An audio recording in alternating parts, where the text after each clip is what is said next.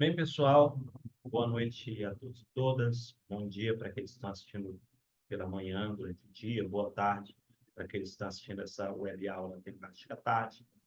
Nós estamos na nossa segunda gravação de seminários temáticos, tá? Nossa web aula ao vivo. Bem, pessoal, nessa aula, né, nós já falamos na primeira um pouco sobre o que são os seminários temáticos. E nessa aula nós vamos trabalhar um pouco sobre os temas, né, que nós estamos propondo aí nessa disciplina, tá?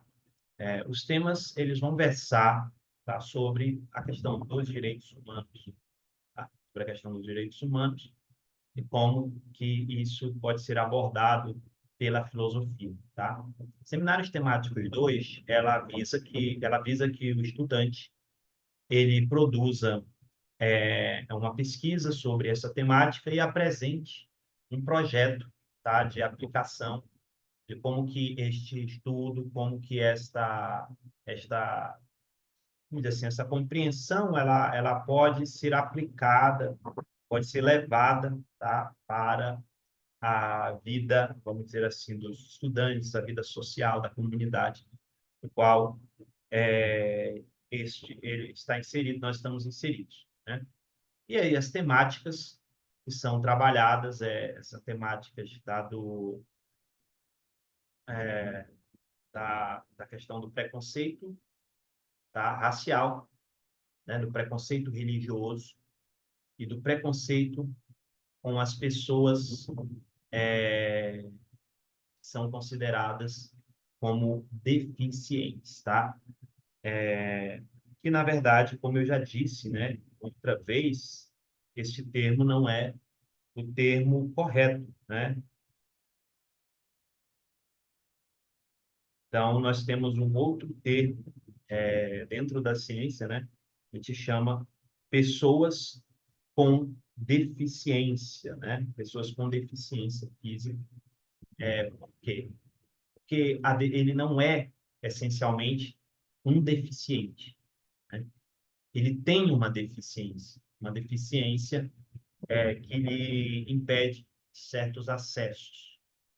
E dentro dos direitos da humanidade, né, é direito de todos terem acesso ao que as pessoas têm. E aí, alguns dirão, né, que tudo isso é muito mimimi, né? Existem pessoas que têm coragem de falar essas coisas, né? Isso é mimimi, porque, né, o deficiente, a pessoa com deficiência, tá? Ele tem a deficiência mesmo e não tem como inseri-lo dentro disso, porque, digamos, ele é cego, como que ele vai ler, né? Então, não adianta. Ele é surdo, como que ele vai se comunicar? Mas então nós temos que matar essas pessoas. O que acontece é que nós chamamos de exclusão social. Para as pessoas é como se essas pessoas não existissem. E aí, se os direitos são para todos, tentar-se-á incluir essas pessoas o máximo possível, né? Por exemplo, numa sala de aula, um deficiente auditivo, ele tem que ter acesso à linguagem dos sinais, né, para ele ter acesso ao conhecimento. Então, um deficiente visual tem que ter acesso a livros em braille, tá? Ou a, né, recursos tecnológicos com os quais ele possa, pelo menos, ouvir reprodução, né, de algo que está escrito no livro, né? Obter aquele conhecimento. E assim sucessivamente, né? Bem, também é um dos direitos fundamentais do ser humano o direito à crença religiosa. Desde que aí existe um grande debate, né?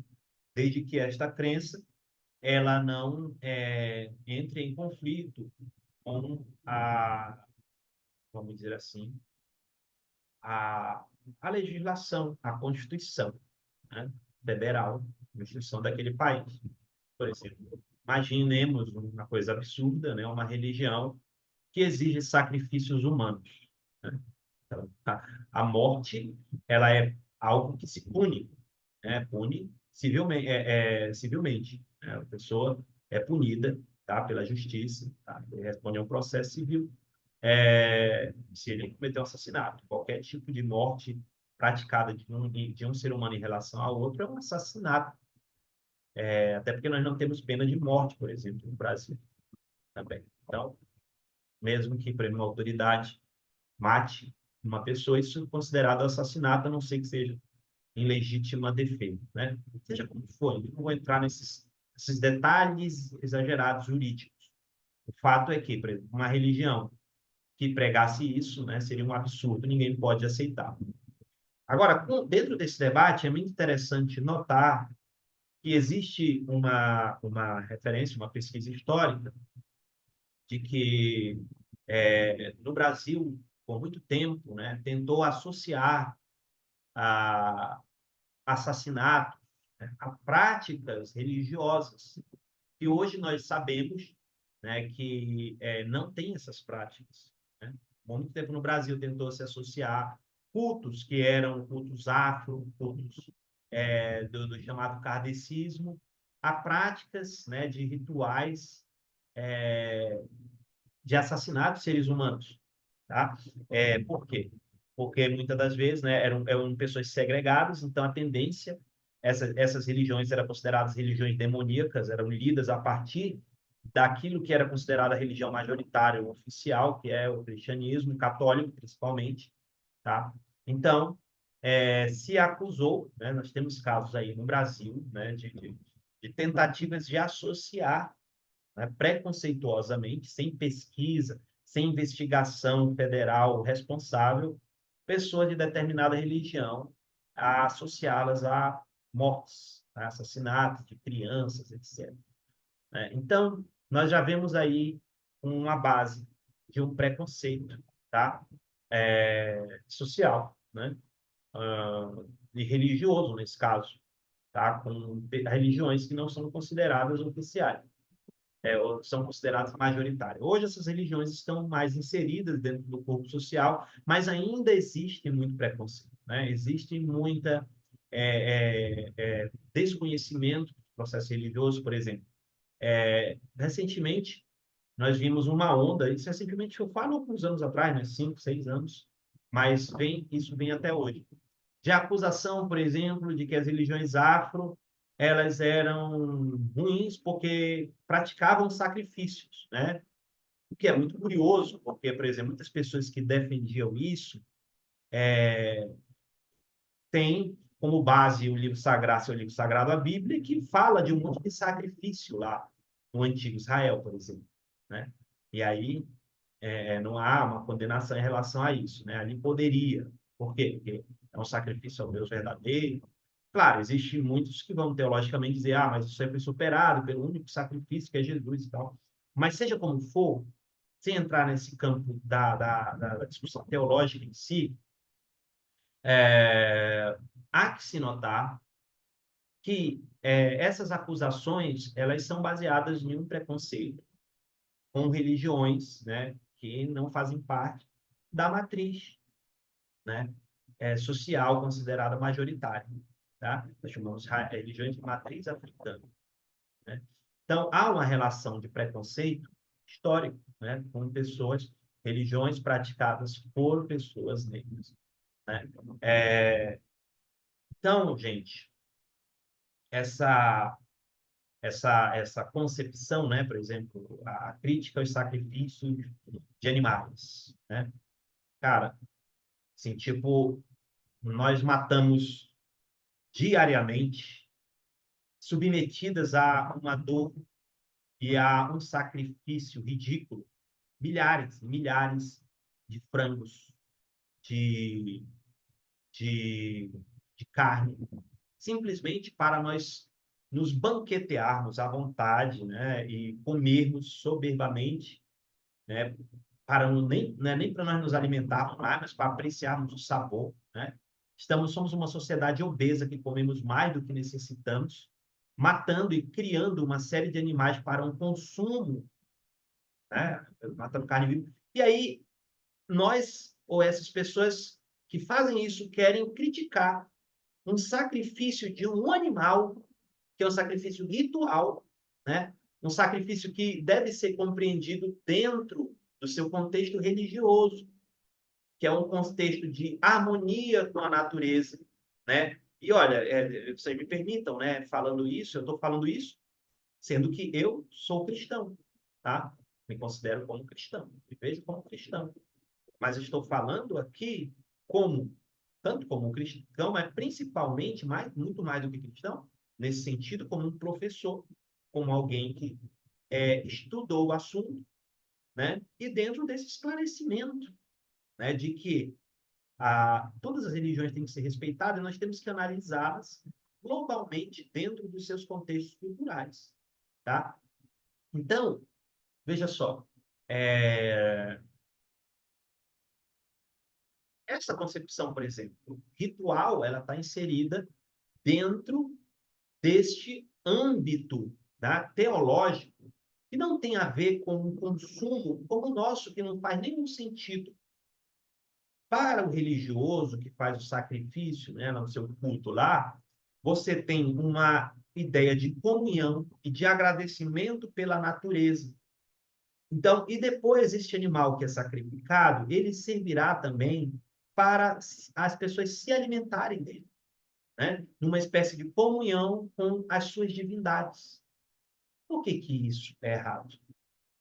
Por que que isso é mais errado do que o absurdo que nós praticamos dentro da sociedade capitalista de matar animais que não é só para nossa alimentação, gente. É para um consumo exagerado, que nós não precisamos, porque o que importa é o lucro. Então, a gente começa a ver esses absurdos lógicos, que são baseados, aí nós dizemos, olha, isso é um preconceito, que não faz sentido, né? Nós temos também, vamos tratar, além do preconceito desse exemplo religioso, mas também do preconceito dos imigrantes, né? As pessoas que vêm de outro país, a xenofobia, né? A xenofobia, que também não é só nossa, né? Existe xenofobia de quem vem para o nosso país, existe esse conflito, né? Por exemplo, em relação a países, é muito interessante que são considerados inferiores, a xenofobia, obviamente, é maior, né? Então, o brasileiro que é xenofóbico com o boliviano, com o venezuelano, com os países da América Latina em geral, tá? Com o argentino, que entra na rivalidade ali, né? Mas onde você absurdamente diminui o outro, julga o outro pelo lugar onde ele nasceu, né? É um absurdo, lógico. Quem que escolheu nascer num lugar ou no outro? Por que que alguém é melhor ou pior porque nasceu em um lugar, outro não?